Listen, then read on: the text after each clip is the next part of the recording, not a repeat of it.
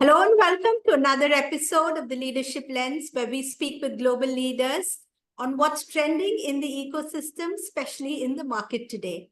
I'm Shiny, your host, and I lead content for AdTech in India. Today, we have with us Rajiv Dubey, who is the Vice President and Head of Media at one of the largest FMCG conglomerates in India, which is Dabur. And I've known Rajiv for a very long time. And Rajiv spent an even longer time in Dabur, which is highly inspiring. So Rajiv's been with Dabur since 1994. He's seen the growth of this industry from in terms of advertising, from every time from doing a hoarding, a billboard, to programmatic and ad fraud and connected television, or confused television as he likes to call it. But we are so delighted to have Rajiv with us today. Welcome, Rajiv. It's so great to have you on the Leadership Lens. Thank you, Shani. Always a pleasure meeting you. So, Rajiv, you've spent how many years is this? 94? Not too many years.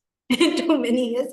No, but this is it's been a beautiful journey with a company like Dabur. Any special moments that stand out for you at Dabur where you just felt one with this organization?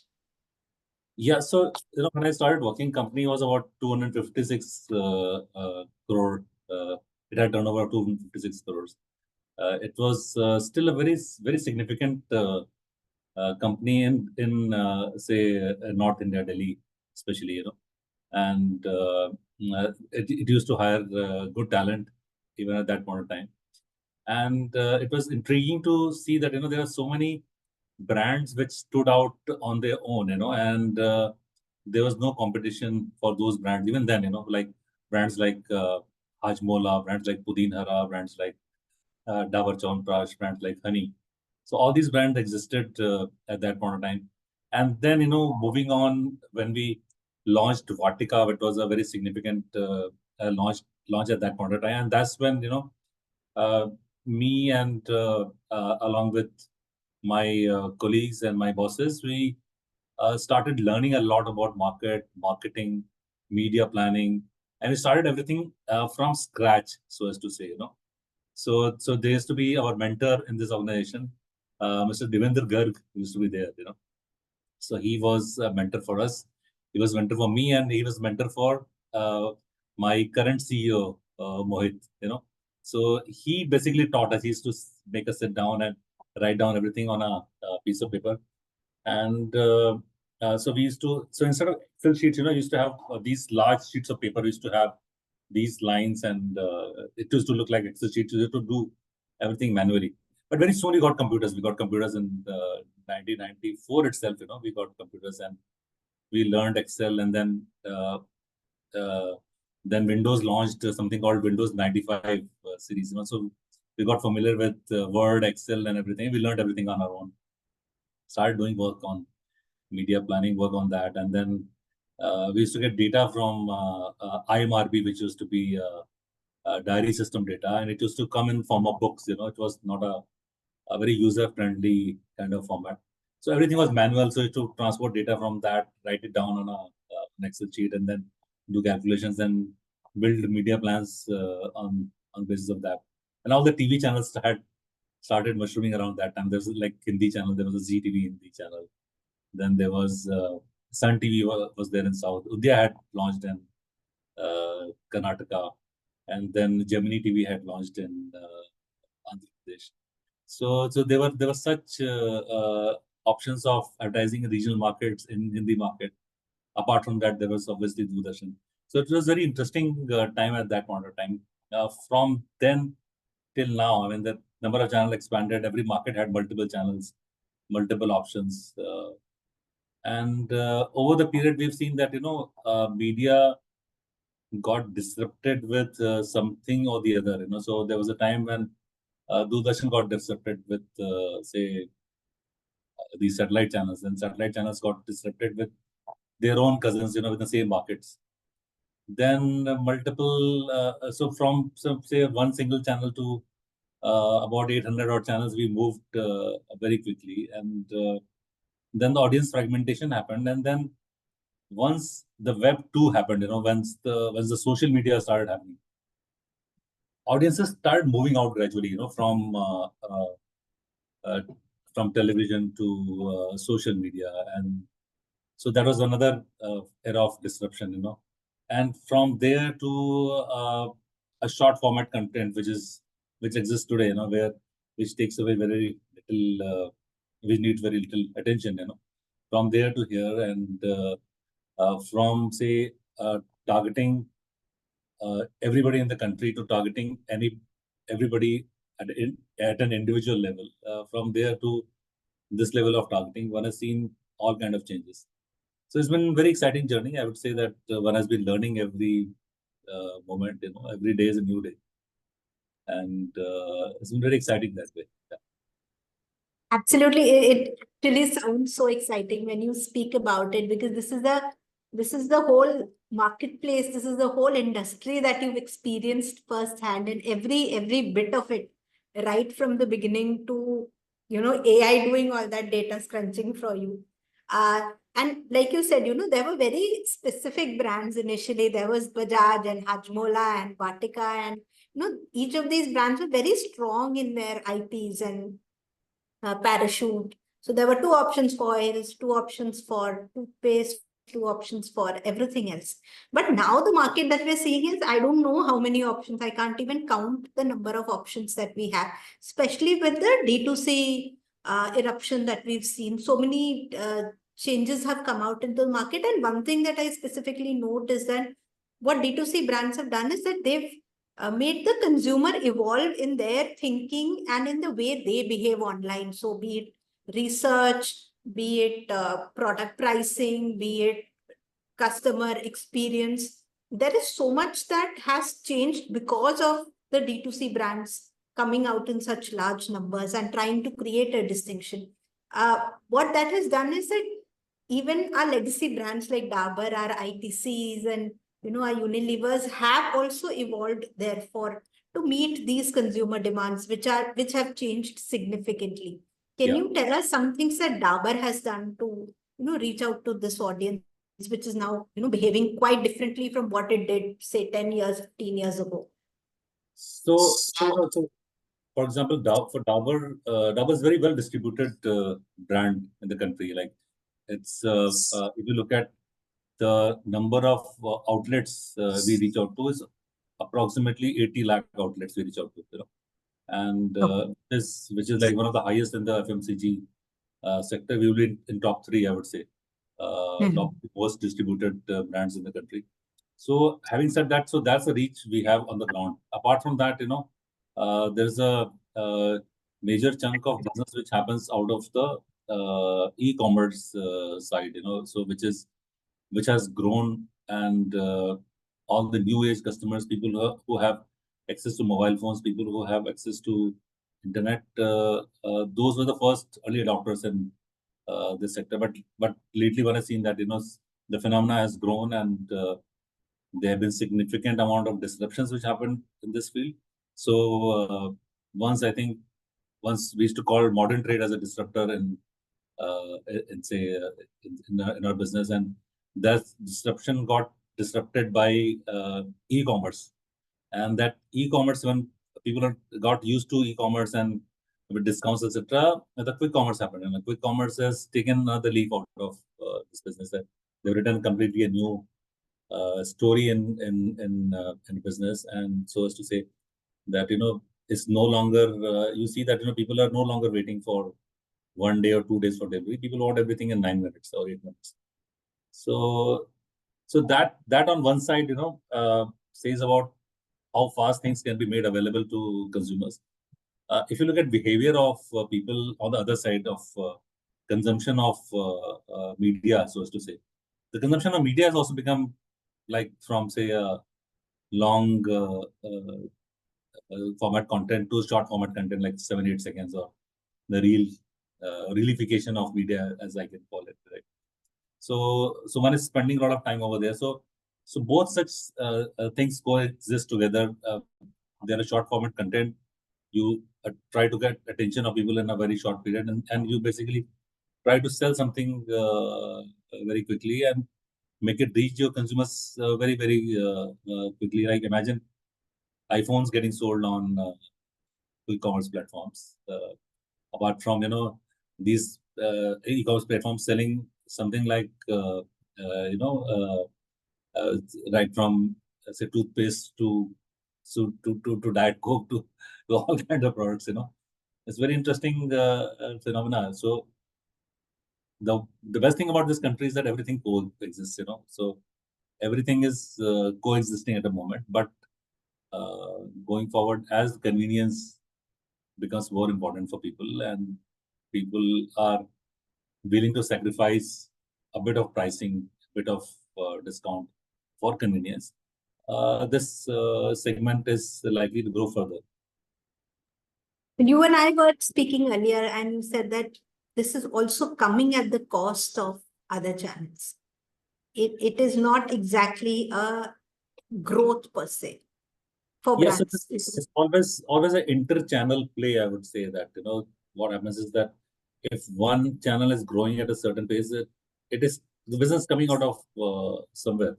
Because if you look at the results of the top companies, all the companies are not growing at the same pace as say quick commerce companies are growing, right? And the entire business is not growing at that pace.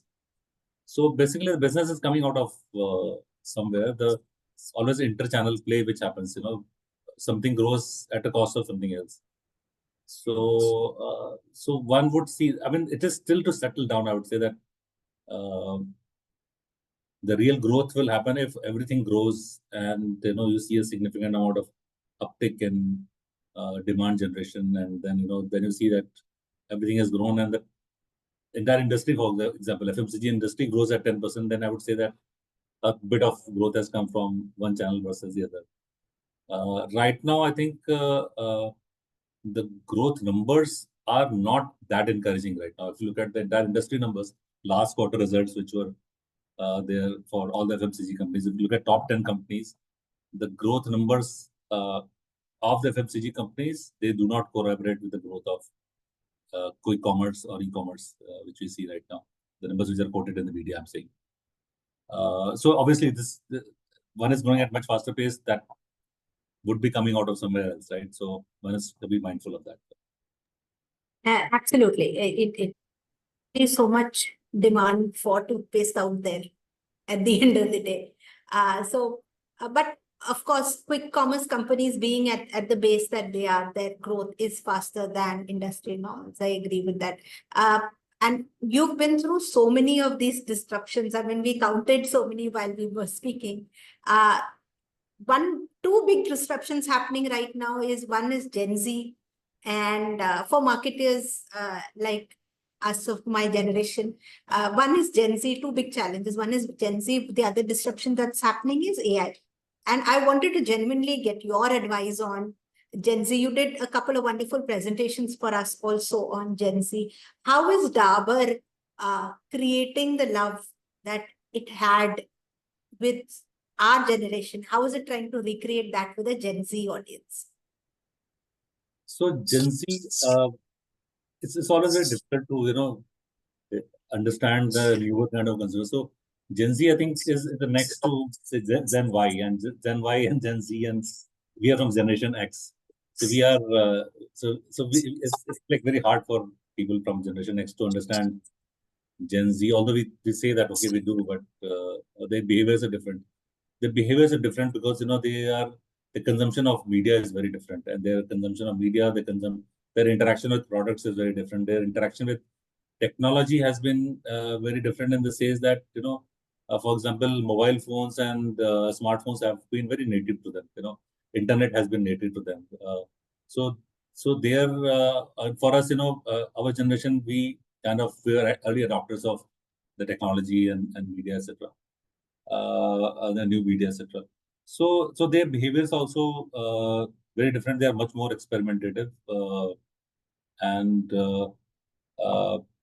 they're becoming harder to communicate to. Like if say somebody has, say for example, YouTube Premium, and somebody has taken say a subscription of Netflix, and somebody has say all the paid subscriptions, that person will be very hard to reach, and that although that population number is very low right now, but that person will be very difficult to reach because completely blocked himself or herself from advertising. So that's one side of population. Secondly, there was an era when everybody could be reached through television. Right now, that era no longer exists. So if we look at anybody who's 27 years and younger, till about 12 years, which is basically the Gen Z population. For this generation, the exposure to television is much lower, and generation and exposure to say digital world is much higher. So one is that you have to custom make your communication which suits to this audience. That's one. Secondly, the most important factor in this is that your communication should be very personal. It should be very personalized kind of a communication which can cut ice with the Gen Z. So one is that medium, going to the right medium is very important. Then communicating your message to the right person and in a more personal way, important. Third is availability of your products at the right channel at the right time is very important. Then another aspect would be that launching innovative products in say for this audience will be very important. So this we've seen, I mean, using the same product, you can do so many things. Like Chyawanprash, for example, can be extended into so many other sub-brands which could cut ice with this audience. Even Hajmola, for example, Hajmola has had a phenomenal growth in last 3 to 4 years. It's almost doubled. And we have launched so many variants of Hajmola, which is in a cola format. In say, there's a Limpola format, which is like has a taste like a tangy, taste like a lemon. Then there's a Hajmola which we launched in Imli flavor. So there are several flavors which we launched, which work with different palettes of people. Then different kind of packaging. One has launched, for example, honey. We have launched. We were innovators in launching a packaging for honey, which was a squeezy pack, which worked very well for us. So innovative packaging for different products. Like even O'Donnell, I can take a I take a lot of pride in saying that look at O'Donnell packaging, look at honey packaging. So all these disruptions in packaging also is another thing which basically sets you apart. Then how can you provide convenience to people? So these are basic things one is trying to do over the period, and trying to make things available to people in the way they want and at the place they want.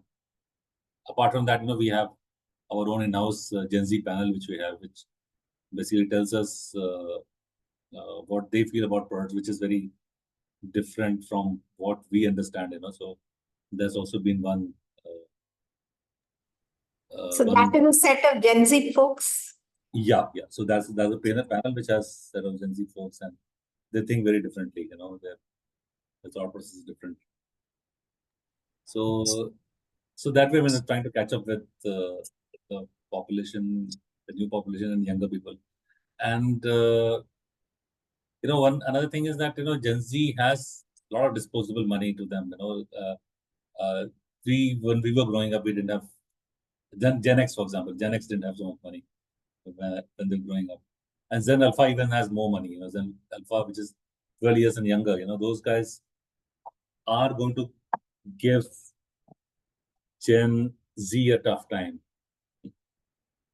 because these people are even more different, and these guys have grown up during the COVID times, and so Gen Alpha is going to be another challenge. These guys will be teenagers next year, and then you'll see what happens. Gen Alpha. So your basic advice is don't worry too much about Gen Z. There is Gen Alpha coming your way. Alpha is what you should be worried about. Yeah, Gen Alpha. That is the one to be feared. Those are the COVID babies. Those are the people who know how to get their way.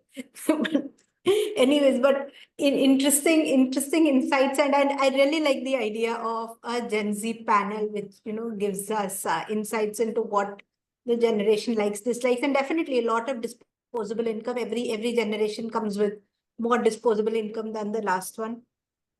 And I really like the word that you use. The realification of media has happened, which is clearly aligned to this generation. Yeah. So now that the festive season is coming up, it is here almost. And I think by the time we launch this video, we would have been probably done with Diwali. But any new products, any new strategies that you're launching for festive season 2024? So one very important thing, I mean, for juices, we do a Diwali gift pack and we do a Rakhi gift pack also, which happens around August, mid-August. So that we have done. Apart from that, every brand gets some kind of a bit of a makeover, I would say that, during this period. But I mean, look at most of the products are staples. I mean, most of the products sell all through the year. But we see a phenomenon of gifting which happens, which is primarily a very north-driven phenomenon. It's not there so much in other parts of the country, but north drives a lot of sales in, say, as a gift. So wherever there's a gifting possible, we try to do that. We come up with gift packs, etc.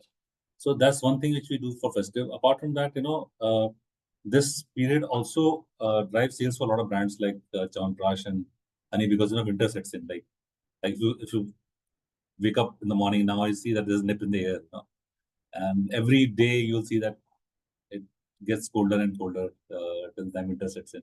So very interesting time. So we try to advertise and basically remind people of such products which basically are for this season, likes of Honeytess and Chyawanprash and honey, and there is a lot of extensions which we had done in Honeytess as well. Honeytess in a powder format. Honeytess as a there's a powder which is like very good for throat, so that so these products get advertised. So it basically coincides with winter season and change of season, etc. So these kind of things basically. Mainly focus on the gifting part of it and on the immunity building part of it. Both of them become important at this time. So gifting get closer to Diwali because those 5-6 days just pre-Diwali, that works very well. Then just pre-Diwali there's a Karwa Chauth season, in which some of the skincare brands get advertised, and this is a time when people clean their houses, etc. So Odonil comes into this thing as well. So I mean, there's so many products in this company, you can just keep talking about it all through the day. Correct. So basically, place each product in its right context and right environment where where demand is coming from at a certain period in time. FMCG. So I've been speaking to some people who are from our advisory board and stuff, and I would say two industries that seem very bullish on growth are one is BFSI and the other is FMCG. This is what I've heard from some people who may not be in the FMCG space. What are your thoughts on this? How is 2025, now that we've started planning for 25?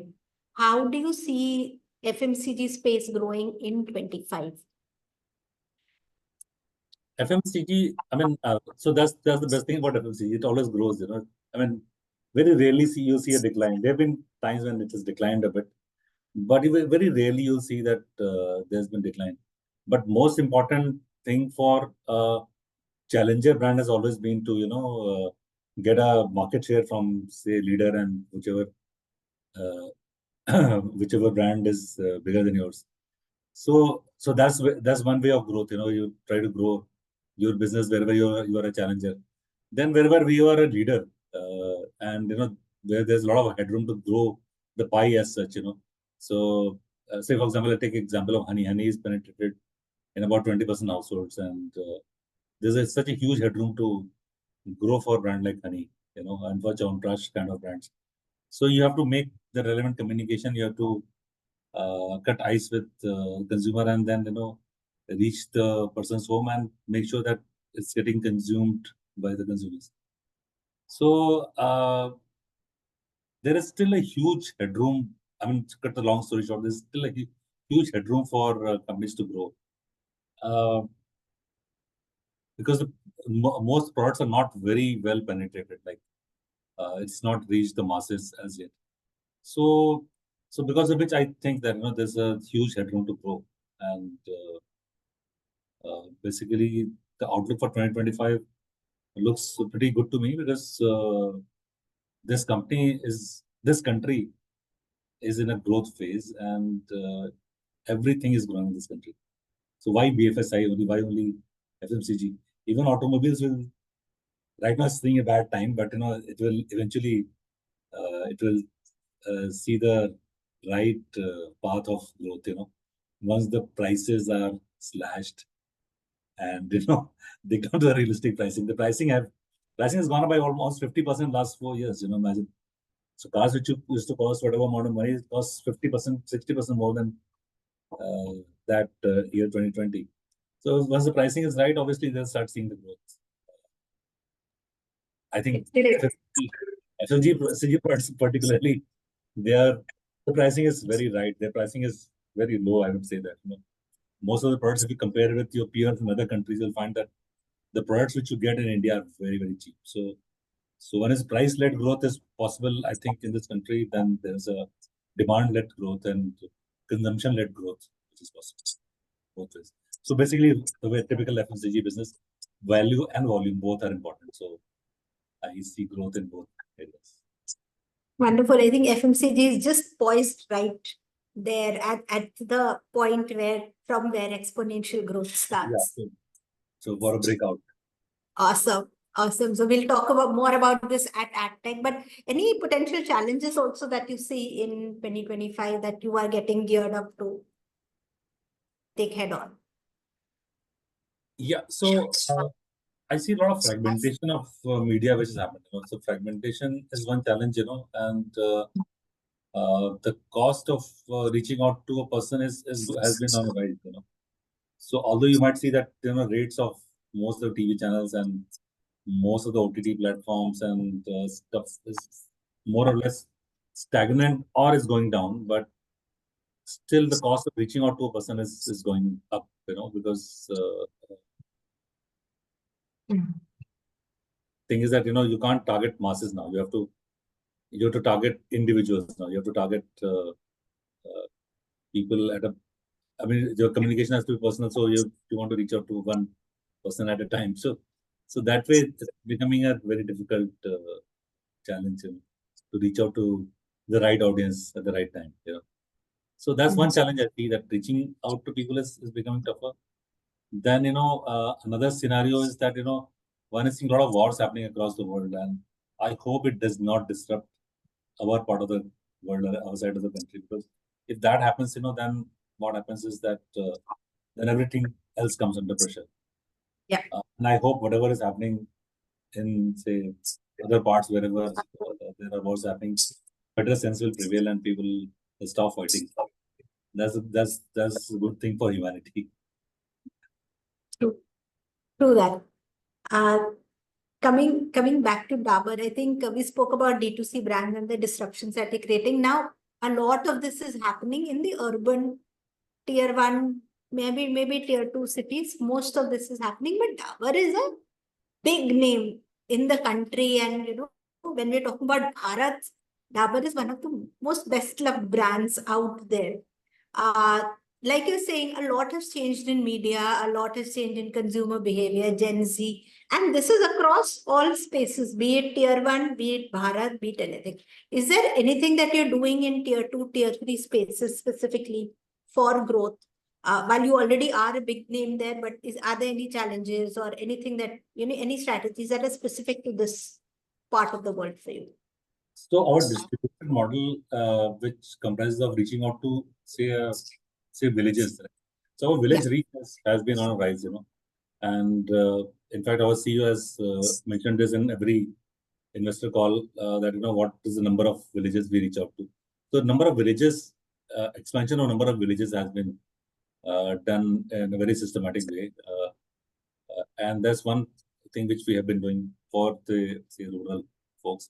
Second thing is we have a Yodha program where we have a small level retailers which are say based in rural areas, who one individual becomes a say a distributor and basically services smaller pockets of population.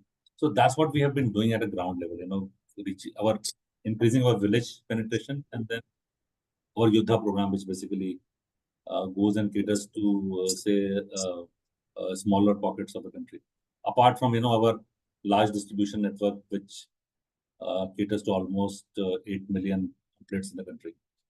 So that way we're trying to penetrate, and obviously this market is yet to probably get serviced by quick commerce, etc. But I think India is a country where things catch up very, very fast, and I'm sure there'll be a way of reaching to them through commerce, through e-commerce as well. Through quick commerce. Why not? Yes, absolutely. I think it's fascinating how India itself behaves in so many different ways. And I'm really proud of the fact that Dabur as a company empowers so many people to, be part of this chain of retail. And last question, I think we've had a wonderful conversation, and I know we're running out of time, but last question to you, Rajiv. We're also talking about, consumer behavior change. And so how does Dabur really gather feedback and insights? And does it really help in product development or marketing strategies? Is that something that you do, and how do you do it?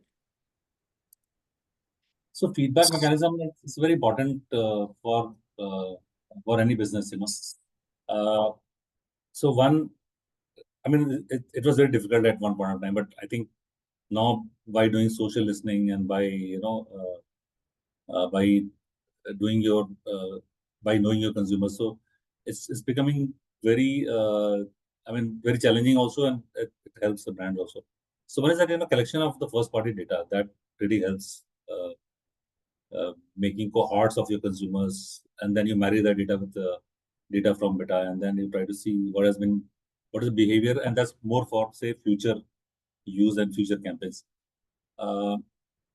That's one part of getting information and basically cohorting your consumers. Second is that you listen to what people are saying about your products, and which if somebody takes out time and writes a review for you, or somebody takes out time and writes something about you on Twitter or say on Facebook, etc., that is taken as a gold dust. That becomes very important.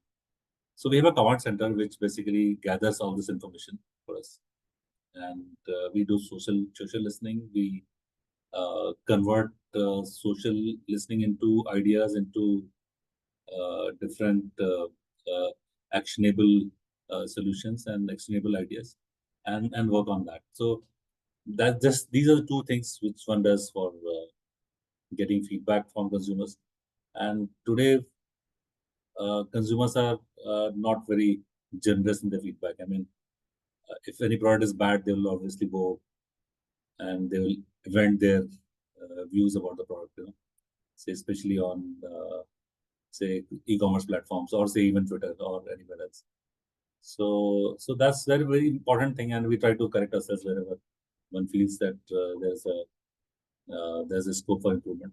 But if you go to any e-commerce sites, you will see that our products are rated very well in terms of feedback. But negative feedback is what becomes very important. There's always a scope for. That's true, and it's really heartening to see that even a brand as large as Dabur takes in those individual feedbacks into account, and takes it into their strategy and into their product development. It's very heartening to see that, because I think that is the core of when you say D2C. That is D2C, not all the razzmatazz that we see around, but this is what is D2C, and I think Dabur has always done it very, very beautifully. So thank you so much for the conversation today, Rajiv. I think we had an excellent set of points, and we've learned a lot from your experience in Dabur, and I really look forward to 2025 now, and to see how the the space really evolves, and we will stay in touch, and I will see you at AdTech next. Thank you Absolutely. for your Thank time. you. God bless you. Bye-bye.